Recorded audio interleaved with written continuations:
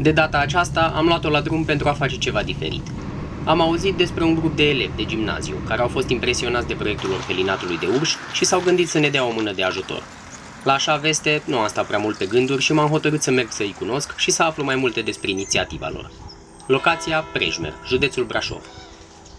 Aici, ProParc, Fundația pentru Arii Protejate, a format un grup de sălbăticie pentru elevi, în colaborare cu școala gimnazială Prejmer, numit Edu Wildlife. Elevii care au participat au mers în câteva excursii în sălbăticie, unde au văzut un observator de urși, o rezervație de zimbri și au învățat de la specialiști în teren lucruri interesante despre natură. Pe lângă acestea, copiii au făcut afișe informative pe tema carnivorelor mari, care au fost înscrise într-un concurs și, partea cea mai interesantă, au format un atelier de lucru, sub îndrumarea profesoarelor de educație tehnologică. Bună ziua! Salut! Salut! Suntem la școala gimnazială Prejmer din județul Brașov, o școală foarte veche, 200 de ani. Sunt profesor de educație tehnologică în această școală din 2004.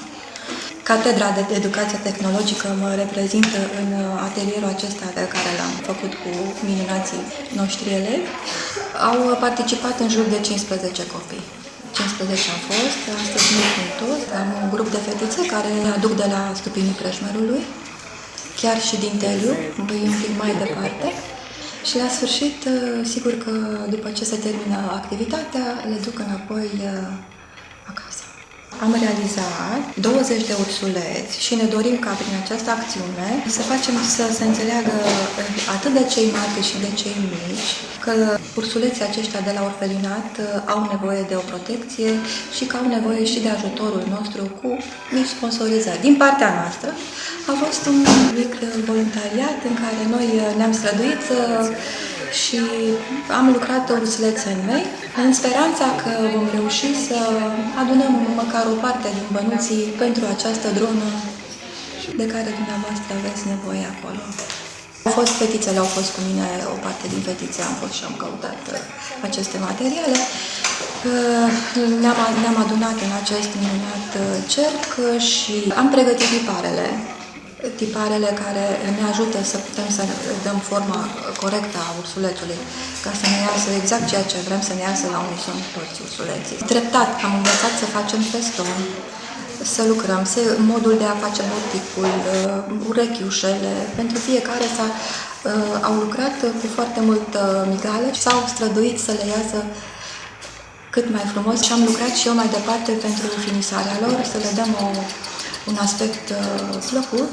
O astfel de acțiune începe cu o inimă mare, cu o puternică dorință pe care acești copii o au și dorim ca gândurile lor să ajungă și către alți elevi, să-i mobilizăm în această acțiune. Sunt pregătiți și trebuie să fie pregătiți pentru a respecta și chiar pentru a salva planeta. Cât de pregătiți sunt acești copii, am aflat de la Vlad, elev în clasa a 8-a. Am auzit că urșii încep să se împuțineze foarte mult și repede și că mulți pui de urs încep să fie fără mamă. M-a emoționat, nu într-un fel foarte bun, și am vrut să particip și eu ca să ajut la salvarea lor. Urșii atacă doar dacă sunt amenințați și urșii ne-au dat o parte din casa lor, fiind pădurea, dar specia umană a început să le invadeze teritoriul. Și de asta unii urși încep să vină în oraș, eventual să atace oameni, deoarece nu mai au foarte mult loc în pădure. Specia umană a început deja, cum se spune, să calce în pământerea cu poluațiile, de exemplu gaura din stratul de ozon, efectul de seră și ploile acide.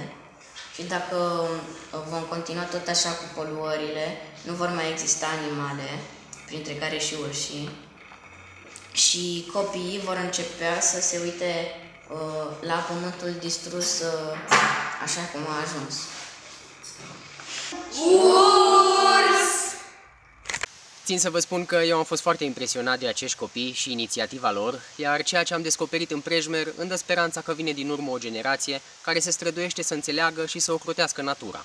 Iar ceea ce au făcut colegii de la ProParc cu acest club de sălbăticie este exact de ceea ce au nevoie copiii în această direcție, cred eu. Acum, dintre cei 20 de ursuleți lucrați cu mare grijă de către copii și profesoara lor, au mai rămas 15.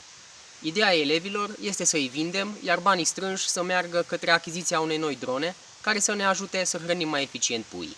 Dacă doriți să luați parte la această inițiativă, vom reveni în scurt timp cu detalii despre cum puteți cumpăra acești ursuleți, iar până atunci puteți da subscribe la canalul nostru de YouTube, like la pagina noastră de Facebook WWF România și follow pe Instagram www.românia. Eu sunt Gabi și ne vedem luna viitoare.